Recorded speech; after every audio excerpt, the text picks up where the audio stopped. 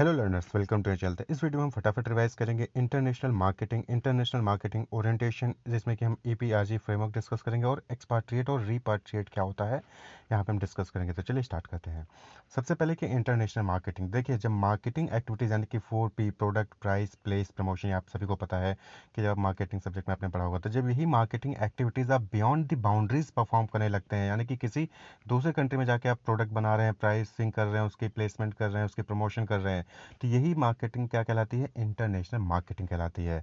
तो जब आप beyond the boundaries, the exchange of goods and services across national border to meet the requirement of the customer. Marketing differentiation क्या है? Identifying and satisfying human needs and profit wants profitably.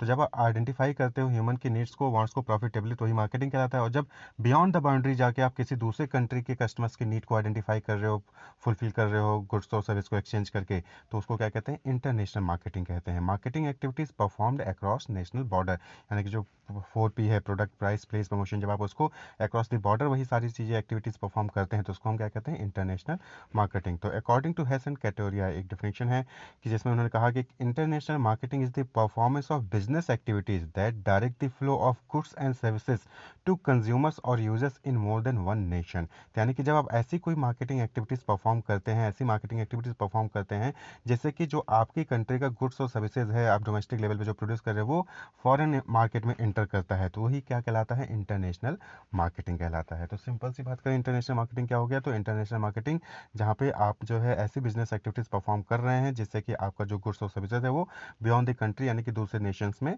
जारी होती है। तो exchanging of goods and services across national border to meet the requirement of the customer, तो हो गया international marketing. अब बात कर लें कि इंटरनेशनल मार्केटिंग में कौन से फैक्टर्स है जो रेलिवेंट होते हैं। जब भी आपको डोमेस्टिक मार्केट के बारे में सारा चीज़ें पता होता है कि आप जब अपनी कंट्री के अंदर जो है सारे प्रोडक्ट, प्राइसिंग, प्लेस, प्रमोशन कर रहे होते हैं, तो वहाँ पे आपको सारी चीज़ें, इन्वायरमेंट्स के बारे में पता है, माइक्रो और मैक्रो। लेकिन जब आप इंटरनेशनल बॉर्डर में जा रहे होते हैं, यानी कि बियॉन्ड इंटरनेशनल मार्केट में जब आप इंटर कर रहे होते हैं, तो वहाँ पे क्या है? अलग अलग फैक्टर्स हैं जो इंपॉर्टेंट फैक्टर्स हैं जो कि आपको कंसीडर करना चाहिए जब भी आप इंटर कर रहे हो दूसरे बॉर्डर में। जैसे सोशल फैक्टर, अब जो नहीं कि इंडिया का जो सोशल कल्चर है, सोसाइटी है, कल्चरल फैक्टर्स हैं, वही सेम टू सेम बाकी दूसरे कंट्रीज़ का भी होगा। तो वहाँ पे आपको स्टडी करनी चाहिए पहले कि जब आप उस मार्केट में एंटर करने की सोच रहे हो कि नेशनल लीगल रिजाइम, वहाँ पे नेशनल लीगल रिजाइम क्या है, पॉलिटिकल सिचुएशंस कैसे हैं वहाँ पे, कल्चर, लैंग्वेज, क्लाइमेट, ये सब वहाँ पे कैसा है। तो ये सोशल फैक्टर्स में इनको आपको कंसिडर करना है। इस तरीके से इकोनॉमिक फैक्टर कि वहाँ की इस कंट्री की जीडीपी क्या है, ट्रेड पॉलिसीज क्या है, टैरिफ्स किस पे लग रहे हैं, कोटास क्या है, लाइसेंसिंग अगर कोई कौन सा प्रोडक्ट है जिसपे कि लाइसेंस, ऐसा नहीं कि आप जो ऐसा प्रोडक्ट बना रहे हैं जिसके लिए उस कंट्री में बेचना है आपको, तो उसके लिए आपको लाइसेंस लेना होगा। नॉन टैरिफ बैरियर्स कौन कौन से हैं ये आपको जो है देखना होगा। नॉन टैरिफ सारे बैरियर्स हमने पहले ही पिछले वीडियो में डिस्कस कर रखा है। फिर करेंसी एक्सचेंज, यानी कि करेंसी कन्वर्जन का क्या प्रोसीजर है, $1 के बराबर कितने रुपए हैं, €1 के बराबर कितने रुपए हैं, तो आपको ये सारे करेंसी एक्सचेंज के प्रोसीजर्स को भी वहाँ पे चेक करना होता है। फिर कंपटीशन, वहाँ पे कंपटीशन कैसा है, मोनोपोली तो नहीं है, ओलिगोपोली तो नहीं है, या फिर डुओपोली तो नहीं है। आपको जो है दूसरा है कि लॉजिस्टिक, वहाँ पे जो है आपका सामान पहुँचाने के लिए आपके पास वो transportation, mode of transportation available है कि नहीं है, कि समुद्र के रास्ते जाएगा, कि एरोप्लेन के रास्ते जाएगा,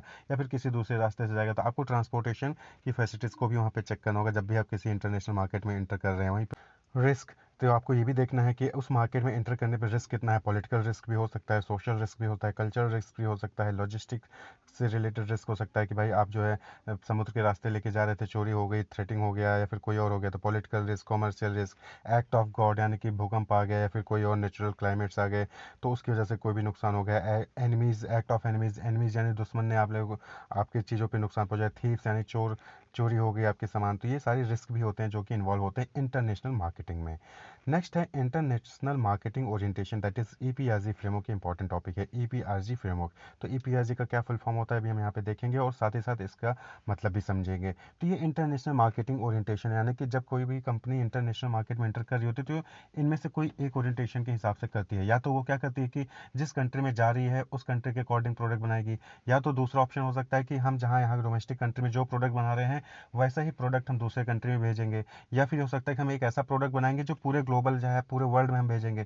या फिर कोई एक ऐसा प्रोडक्ट बनाएंगे कि किसी पर्टिकुलर रीजन में ही हम उस प्रोडक्ट को सेल करेंगे। तो दैट इज ईपीआरजी फ्रेमवर्क। तो पहला है ये जो डेवलप किया गया था ईपीआरजी फ्रेमवर्क को कीगान द्वारा डेवलप किया गया था, कीगान। तो इसको इन्होंने डेवलप किया था। अब है इथनोसेंट्रिक ओरिएंटेशन। तो ईपीआरजी में जो ई का मतलब होता है वो इथनोसेंट्रिक ओरिएंटेशन होता है। इथनोसेंट्रिक ओरिएंटेशन को अगर हम कंक्लूड करें तो इथनोसेंट्रिक ओरिएंटेशन का मतलब क्या हो गया कि हम अपने अंदर, यानी कि हम जो बना रहे हैं अपने डोमेस्टिक मार्केट में, वही प्रोडक्ट हम दूसरे मार्केट में भेजेंगे। तो इसके लिए क्या करते हैं कि हम ऐसी कंट्रीज़ को सर्च करते हैं जहाँ पे सेम टाइप की नीड्स हों, सेम टाइप की वांट्स हों जो हमारे यहाँ पे कंट्री के लोग हैं। तो फिर हम अपना प्रोडक्ट सिर्फ वहीं पे भेजेंगे। क्यों? और यहाँ पे क्या होता है कि जो हम बना रहे हैं वही बनाएंगे, और जहाँ पे उस टाइप की प्रोडक्ट की नीड होगी हम वहीं पे उसको भेजेंगे। तो इतने सेंट्रिक ओरिएंटेशन कहलाता है। होम कंट्रीज कंसीडर्ड सुपीरियर, यानी कि जो हमारा यहाँ बन रहा है वही इंपॉर्टेंट है, वही मेन है, और उसी को हम भेजेंगे। तो इस केस में क्या होता है कि हम सिमिलैरिटीज ढूंढते हैं फॉरेन मार्केट में, यानी कि जैसा हमारा मार्केट है वैसा ही कोई दूसरा फॉरेन मार्केट मिल जाए तो हम अपना प्रोडक्ट उठा के वहाँ पे भेज सकते हैं। तो सिमिलैरिटी ढूंढते हैं। तो जैसा भी हमारे यहाँ का कल्चर मिला, उसी टाइप का सामने वाले का कल्चर मिला, तो हमने अपना प्रोडक्ट वहाँ पे स्टार्ट कर दिया भेजना। तो होम कंट्री, यहाँ पे क्या होता है, सेंट्रलाइज डिसीजन मेकिंग होता है। बट ऑब्वियस बात है कि जो प्रोडक्ट हमारे यहाँ बन रहा है वही प्रोडक्ट हम बाहर भी भेज रहे हैं। तो इस केस में क्या होता है कि सेंट्रलाइज, हमारा होम कंट्री से जो है सेंट्रलाइज किया जाता है होस्ट कंट्री को। तो ये इथनोसेंट्रिक ओरिएंटेशन हो गया कि हम अपने घर को ज़्यादा बड़ा मानते हैं, और जो हम बना रहे हैं यही हम बाकी दूसरे कंट्री में भी भेजेंगे, और सेंट्रलाइज डिसीजन मेकिंग होगा। That is ethnocentric orientation. अब है पॉलीसेंट्रिक ओरिएंटेशन। पॉलीसेंट्रिक यानी कि मल्टीपल। तो यहाँ पे क्या होता है कि इथनोसेंट्रिक में क्या होता है कि जो होम है वही बाकी फॉरेन कंट्री में जाएगा, लेकिन पॉलीसेंट्रिक में क्या होता है कि सब जगह होम है भाई, कि हमारे यहाँ पे इंडिया में अलग कल्चर है, अलग टेस्ट प्रेफरेंस है, अमेरिका में अलग टेस्ट प्रेफरेंस है, जापान में अलग टेस्ट है, प्रेफरेंस है। तो इस केस में क्या करते हैं कि हम हर जगह अलग अलग जो है सब्सिडरीज अपना ओपन कर देते हैं, और यहाँ पे सेंट्रलाइज डिसीजन मेकिंग नहीं होता है, यहाँ पे डिसेंट्रलाइज डिसीजन मेकिंग होता है। भाई हर जगह की अपनी अपनी डिमांड है, हर जगह का अपना कल्चर है, इकोनॉमिक फैक्टर है। तो इसलिए क्या है कि जिस कंट्री में आप जा रहे हो वहाँ पे उसके अकॉर्डिंग आप काम करिए। तो each country is unique. Subsidiaries are set up with operational independence, यानी कि आप अलग अलग कंट्री में सब्सिडरी अपना ओपन कर देते हो और उनको इंडिपेंडेंस देते हो कि वहाँ पे जो डिमांड है, वहाँ पे जो कस्टमर की रिक्वायरमेंट है, उसके अकॉर्डिंग आप प्रोडक्ट बनाइए। आपको डोमेस्टिक लेवल का जो होम कंट्री है उसके अकॉर्डिंग नहीं जाना है। इथनोसेंट्रिक में होम कंट्री के अकॉर्डिंग ही करना था। Decentralise in its marketing management. तो पॉलीसेंट्रिक में क्या होता है कि मार्केटिंग जो मैनेजमेंट होता है उसमें डिसेंट्रलाइजेशन होता है। ये नहीं कि जैसा होम कंट्री कर रहा है वैसा ही होस्ट कंट्री करेगा, ऐसा नहीं होता है। कि होम कंट्री जो कर रहा है वो कर रहा है, हम जहाँ पे हैं सब्सिडीज हमारा है, तो हम अपने अकॉर्डिंग जो वहाँ पे डिसीजन मेकिंग करेंगे, अपना मार्केटिंग एक्टिविटीज परफॉर्म करेंगे। तो पॉलीसेंट्रिक। नेक्स्ट है जियोसेंट्रिक। जियोसेंट्रिक क्या है, देखिए जियो में, ये जियो अगर आ जाए तो समझिए कि ग्लोबल।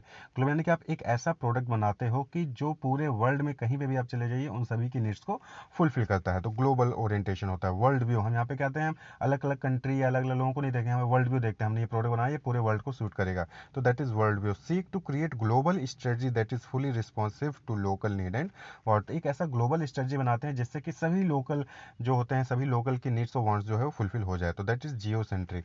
एक ऐसा प्रोडक्ट बनाना है जो सभी लोगों की नीड्स को फुलफिल करे। वहाँ पे हम बाउंड्रीज रखते ही नहीं है एक तरीके से ग्लोबल व्यू में, कि अलग अलग है, हम पूरे ये अर्थ है पूरा, और उसके अकॉर्डिंग प्रोडक्ट को डेवलप करते हैं। फिर रिजियो सेंट्रिक क्या होता है कि रीजनल ऑपरेटेड होता है। रीजन यानी कि नॉर्थ रीजन, हमने एक ऐसा प्रोडक्ट बनाया कि जो सिर्फ नॉर्थ रीजन को देख रहा है। हमने एक ऐसा प्रोडक्ट बनाया जो कि साउथ कल्चर को देख रहा है। हमने एक ऐसा प्रोडक्ट बनाया जो कि सिर्फ वेस्टर्न कल्चर को देख रहा है। तो रीजन के हिसाब से हम क्या है, पूरे ग्लोब को नहीं, ग्लोब में जो अलग अलग रीजन है उस रीजन के अकॉर्डिंग हम क्या करते हैं, प्रोडक्ट को डेवलप करते हैं। तो कोई जब एक पर्टिकुलर रीजन को चूज कर लिया और उस रीजन के लिए ही प्रोडक्ट बना रहे हैं, मार्केटिंग एक्टिविटीज परफॉर्म कर रहे हैं, तो वो क्या होता है, रियो सेंट्रिक ओरिएंटेशन होता है। इस geo centric orientation limited to a region. तो रिजियो सेंट्रिक भी क्या है, एक तरीके से जियो सेंट्रिक ही है, लेकिन वो क्या है, बस लिमिटेड टू कुछ रीजन, यानी कि किसी एक पर्टिकुलर रीजन में ही लिमिटेड है।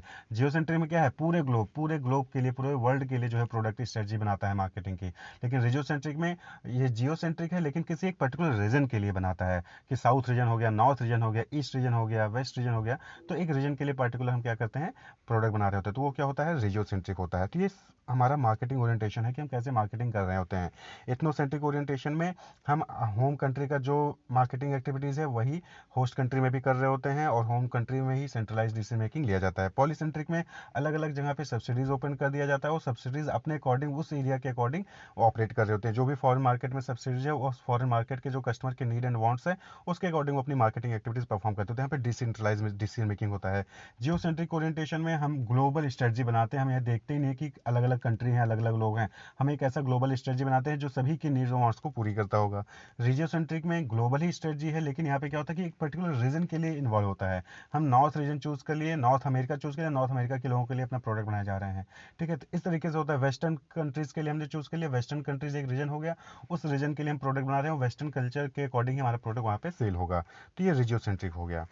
तो ये है इंटरनेशनल मार्केटिंग ओरिएंटेशन। अब हम बात कर लें कि एक्सपाट्रिएट क्या होता है। देखिए ये इंटरनेशनल मार्केटिंग में इंटरनेशनल ह्यूमन रिसोर्स मैनेजमेंट आप टॉपिक पढ़ेंगे तो यहाँ पर हम कवर नहीं कर रहे हैं उसको। ह्यूमन रिसोर्स में क्या होता है, रिक्रूटमेंट, सिलेक्शन, ट्रेनिंग, प्लेसमेंट। अब जाहिर सी बात है कि हमारी कंट्री, हम डोमेस्टिक कंट्री में इंडिया में है, अब इंडिया से जो है हमें किसी फॉरेन मार्केट में जाके अपना बिजनेस परफॉर्म करना है तो हमें एम्प्लॉय चाहिए ही होंगे। अब या तो हमारे पास ऑप्शन ये है कि हम जिस कंट्री में सब्सिडरीज ओपन कर रहे हैं, सपोज करें कि अमेरिका में हम अपनी सब्सिडी ओपन कर रहे हैं, तो अमेरिका के लोगों को रिक्रूट करके वहाँ पे रख दें, या फिर हम अपनी कंट्री से जो है अमेरिका में भेज रहे हैं एम्प्लॉय को। तो अपनी कंट्री से हम अमेरिका में भेज रहे होते हैं एम्प्लॉय को, तो यही चीज़ क्या कहलाता है, एक्सपाट्रिएट। एक्सपाट्रिएट यानी कि sending our countries employ to another country.